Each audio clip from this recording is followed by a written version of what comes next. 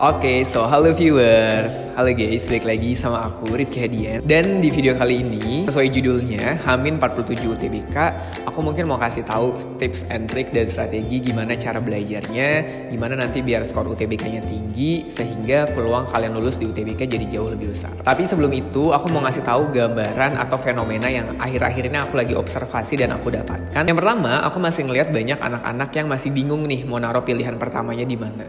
Ada beberapa anak yang maunya, kak aku maunya UI ITB gitu, atau ada juga yang maunya aku UI UGM aja deh kak. Tapi ada juga beberapa yang ngerasa kayak, kak kalau aku UI ITB, UI UGM nanti peluangnya jadi kecil nggak ya kak? Kalau nilainya nggak begitu tinggi, nanti takutnya nggak lulus dua-duanya gitu kak. Tapi aku pengen dua univ itu misalnya. Pilihan pertama sama keduanya masih banyak yang bingung dan malah mikir kayak, apa aku pilih pilihan keduanya yang cari aman aja ya? Yang kedua, ada beberapa orang yang sampai sekarang belum daftar karena ngincernya mau di gelombang kedua gitu. Kalau secara observasi juga aku baru tahu ternyata dari hari ini ya, per hari ini aku baru tahu yang daftar kemarin itu udah dapet di hari sekitar tanggal 22-23 gitu, tergantung pusat UTBK-nya.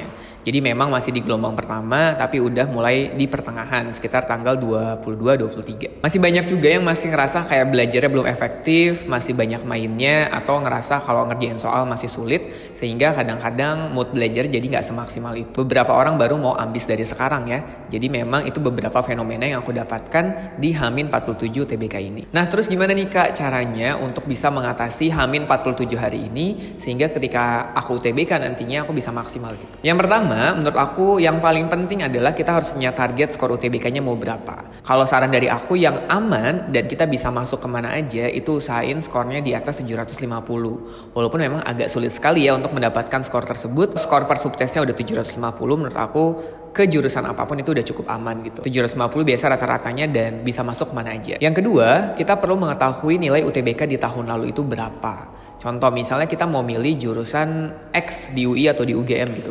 Kita harus tahu, oh nilai rata-ratanya berapa yang masuk di jurusan tersebut, ambang batasnya berapa, nilai aman untuk lulusnya berapa, hasil kom UI, oh nilai amannya mungkin 700 ya, kalau udah dapet di atas 700 udah aman gitu misalnya. Nah jadi dengan mengetahui nilai UTBK-nya berapa, kita jadi punya gambaran kira-kira kita harus mendapatkan skor berapa untuk bisa lulus di UTBK nantinya. Yang ketiga, kalau udah tahu nilai ambang batasnya berapa, kita juga harus sering melakukan tryout untuk mengetahui apakah batas yang kita ingin capai itu sudah tercapai atau belum. Dengan cara apa? Dengan cara sering mengikuti tryout ya teman-teman ya. Jadi nanti dari hasil tryoutnya kita lihat, oh untuk skor TO segini kita udah bisa masuk ke univ ini atau belum ya. Kita udah bisa melihat gambaran apa yang harus kita lakukan, apa yang harus dimaksimalkan. Yang keempat, evaluasi nilai TO kalian ya. Karena di UTBK itu sistemnya ada pembobotan dan setiap TO kan kita keluar nilai tuh, kita bisa evaluasi, oh subtes mana yang belum maksimal, apa yang harus dimaksimalkan, kenapa kemarin nilai TO-nya nggak bagus, apa yang nggak bagus, hal-hal apa saja yang bisa ngebuat nilai TO kita nggak bagus. Jadi kita bisa melakukan evaluasi terhadap TO yang kita lakukan sehingga kita bisa mengetahui masalah-masalah tersebut bisa kita minimalisir atau enggak dan gimana cara meminimalisirnya. Yang selanjutnya yang gak kalah penting juga adalah kita harus mengetahui jadwal kita belajar ya teman-teman ya.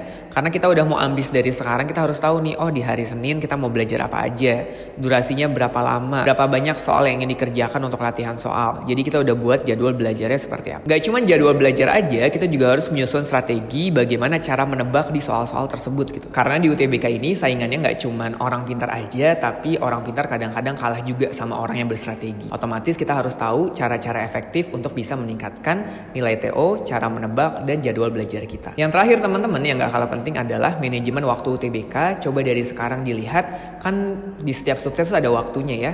Jangan sampai kita terlalu lama di satu soal sehingga manajemen waktu kita juga gak bagus gitu. Karena kalau kita gak melatih manajemen waktu ini dari sekarang, takutnya nanti pas UTBK kita malah terlena di satu soal, kita nggak bisa manajemen waktu dengan baik, padahal soal tersebut mungkin kita bisa mengerjakan ketika kita latihan soal di rumah. Karena di UTBK ini nggak cuma latihan benar-benar menjawab soal aja, tapi juga ada proses mental di dalamnya untuk bisa menjawab sebanyak-banyaknya soal dengan mental yang kuat juga tentunya, sehingga peluang kita untuk lulus di UTBK menjadi lebih besar.